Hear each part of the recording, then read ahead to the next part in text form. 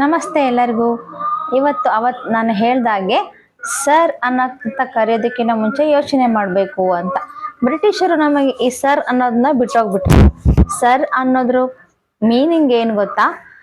Slave I remain ಅಂತ. ಅಂದ್ರೆ ನಾನು ನಿನ್ನ ಗುಲಾಮರಾಗಿರ್ತೀನಿ, ನಾನು ನಿನ್ನ ಗುಲಾಮಳಾಗಿರ್ತೀನಿ, ಅಥವಾ ನಾನು ನಿನ್ನ ಗುಲಾಮನಾಗಿರ್ತೀನಿ ಅಂತ. ಇನ್ನೊಮ್ಮೆ ಸರ್ ಅಂತ ಕರೆಯೋದಕ್ಕಿಂತ ಮುಂಚೆ ಯೋಚನೆ ಮಾಡಿಬಿಟ್ಟು ಕರೀರಿ. ಹಾಗೆ ಇವತ್ತು ನನ್ನ ಮಗ ನಗ್ತಾ ಇದ್ದಾನೆ ಕೂತ್ಕೊಂಡು. ಇವತ್ತು ನಾವು ತುಂಬಾ ಕನ್ನಡದಲ್ಲಿ ಹಲವಾರು ತಪ್ಪುಗಳನ್ನ ಮಾಡ್ತೀವಿ. ಓದ್ಬೇಕಾದ್ರೆ, ಬರಿಬೇಕಾದ್ರೆ ಆ ತಪ್ಪುಗಳು ನಮಗೆ ಗೊತ್ತೇ ಇಲ್ಲ, ಆದ್ರೆ ಅದನ್ನೇ ಮುಂದುವರ್ಸ್ಕೊಳ್ತಾ ಬಂದಿದ್ದೀವಿ. ಆ TV ಚಾನಲ್ಗಳಲ್ಲಾಗಿರ್ಬೋದು, ಆ ಸಮಾರಂಭಗಳಲ್ಲಾಗಿರ್ಬೋದು, ಅದನ್ನೇ ನಾವು ರಿಪೀಟ್ ಮತ್ತೆ ಮಾಡ್ತಾನೆ ಇದ್ದೀವಿ. ಅಂತಹ ಕೆಲವು ವಿಷಯಗಳು, ಕೆಲವು ಪದಗಳನ್ನು ನಿಮಗೆ ತಿಳಿಸ್ಕೊಡ್ತೀನಿ. ನಾವಿವಾಗ ಮಾತಾಡ್ಬೇಕಾದ್ರೆ ನಿನಗೆ ತಿಳುವಳಿಕೆ ಇಲ್ವಾ? ತಿಳುವಳಿಕೆ ಅಂತಾನೆ ಬರಿತೀವಿ. ಅದು ತಿಳುವಳಿಕೆ ಅಲ್ಲ, ತಿಳಿವಳಿಕೆ. ತಿಳಿ ಅಂದ್ರೆ ಅರಿಯುವುದು ಅಂತ, ತಿಳಿವಳಿಕೆನೇ ಹೊರತು ತಿಳುವಳಿಕೆ ಅಲ್ಲ, ಅದು ತಪ್ಪು. ಇನ್ನೊಂದು ಮಂಜೂರಾತಿ. ಅದು ಮಂಜೂರಾತಿ ಅಲ್ಲ, ಮುಂಜೂರಾತಿ. ಅಂದ್ರೆ ಮುಂದಿನ ರುಜುಗಾಗಿ ಕಳಿಸಿರತಕ್ಕಂತಹದ್ದು ಅಂತ ಹೇಳಿ. ಇನ್ನ ಸರ್ವೇ ಸಾಮಾನ್ಯವಾಗಿ ನಾವು ಸ್ವಾಗತ ಭಾಷಣ ಮಾಡ್ಬೇಕಾದ್ರೆ ಸ್ವಾಗತ, ಸುಸ್ವಾಗತ ಅಂತ ಕರಿತೀವಿ. ಸ್ವಾಗತ ಅಂದ್ರೆ ಸಾಕು, ಸ್ವಾಗತ ಅಂದ್ರೆ ಶುಭ ಆಗಮನ ಅಂತ. ನೀವು ಸುಸ್ವಾಗತ ಅಂತಂದ್ರೆ ಶುಭ ಆಗಮನ ಅಂತ ಆಗೋಗ್ಬಿಡುತ್ತೆ. ದಯವಿಟ್ಟು ಇದನ್ನ ತಪ್ಪುಗಳನ್ನ ಮಾಡ್ಬೇಡ್ರಿ. ಇನ್ನ ಮಾತಾಡ್ತಾ ಹೇಳ್ತಾ ಇರ್ತೀವಿ ನನ್ನ ಸ್ವ ಅನುಭವ ಅಂತೇಳಿ. ನನ್ನ ಅಂದ್ರೂ ಒಂದೇ, ಸ್ವ ಅಂದ್ರೂ ಒಂದೇ. ಸ್ವ ಅಂದ್ರೆ ನನ್ನ ಅಂತಾನೆ. ಒಂದು ನನ್ನ ತೆಗೆದ್ಬಿಡಿ, ಇಲ್ಲ ಸ್ವ ತೆಗೆದ್ಬಿಡಿ, ಎರಡನ್ನು ಸೇರಿಸಿ ಹೇಳ್ಬೇಡಿ. ನನ್ನ ಸ್ವ ಅನುಭವ ಅಲ್ಲ, ಸ್ವ ಅನುಭವ, ಇಲ್ಲ ನನ್ನ ಅನುಭವ, ಸಾಕು. ಇನ್ನು ಸರ್ವೇ ಸಾಮಾನ್ಯವಾಗಿ ನಾವು ಹಕ್ಕಿಗಳ ಹಿಂಡು ಬಲೆಯ ಸಮೇತ ಹಾರಿದವು ಅಂತ ಹೇಳ್ತೀವಿ. ಹಕ್ಕಿಗಳ ಹಿಂಡು ಇರೋದು ಒಂದೇ.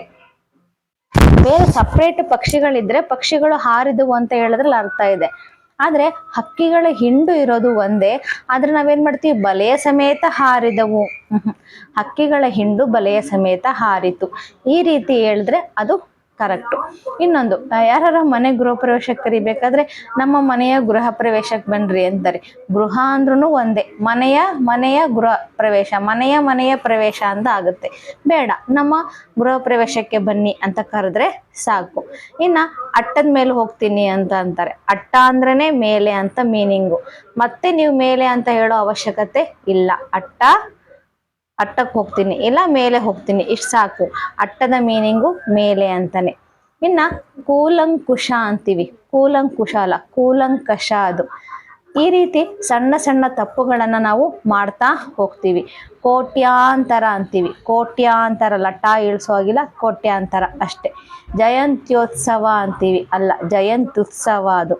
ತಲುಪು ಅಂತೀವಿ, ತಲುಪು ಅಲ್ಲ ತಲಪು, ಇದು ಕರೆಕ್ಟು. ಮಾಂಸಾಹಾರಿ ಅಂತೀವಿ, ಸರಿಯಾದ ಪದ ಮಾಂಸಾಹಾರಿ.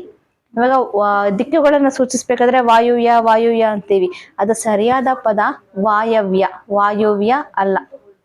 ಇನ್ನು ಶುಭಾಶಯ ಬರಿಬೇಕಾದ್ರೆ ನಾವು ಇನ್ನೊಂದು ಶಾನ ಬರಿತೇವೆ, ಅಂದ್ರೆ ಷಟ್ಪದಿ ಶಾನ ಬರಿತೀವಿ. ಆ ಶಾನ ಬರೆಯುವಾಗಿಲ್ಲ, ಶಂಖ ಶಾನೆ ಬರಿಬೇಕು.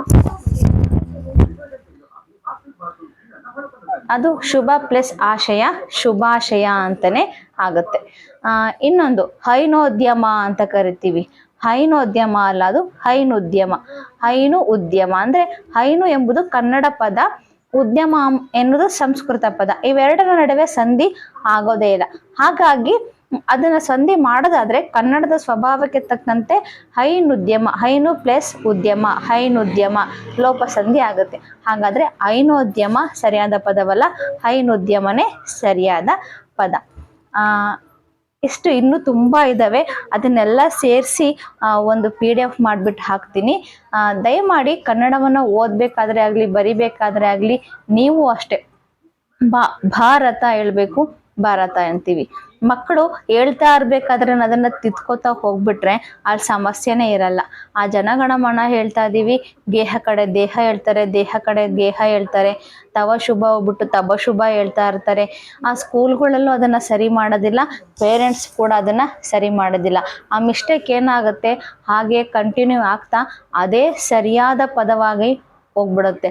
ದಯವಿಟ್ಟು ಆ ತಪ್ಪುಗಳನ್ನು ಮಾಡ್ದಲೇ ಮಕ್ಕಳಿಗೆ ಸರಿ ಯಾವುದು, ತಪ್ಪು ಯಾವುದು, ಸರಿಯ ಭಾಷೆ ಯಾವುದು, ತಪ್ಪು ಭಾಷೆ ಯಾವುದು ಅನ್ನೋದನ್ನು ತಿಳಿಸ್ಕೊಡಿ. ಅಲ್ಪ ಪ್ರಾಣ ಮಹಾಪ್ರಾಣಗಳನ್ನು ತಿಳಿಸ್ಕೊಡಿ.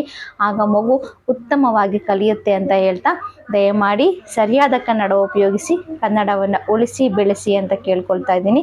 ಈ ವಿಡಿಯೋ ನಿಮಗೆ ಇಷ್ಟ ಆಗಿದ್ದಲ್ಲಿ ಲೈಕ್ ಮಾಡಿ, ಶೇರ್ ಮಾಡಿ, ಸಬ್ಸ್ಕ್ರೈಬ್ ಮಾಡಿ. ಸಬ್ಸ್ಕ್ರೈಬ್ ಮಾಡ್ಕೊಳ್ದಲ್ಲೇ ನೋಡ್ತಾ ಇರೋರು ಸಬ್ಸ್ಕ್ರೈಬ್ ಮಾಡ್ಕೊಂಡು ನೋಡಿ ಅಂತ ಹೇಳ್ತೀನಿ.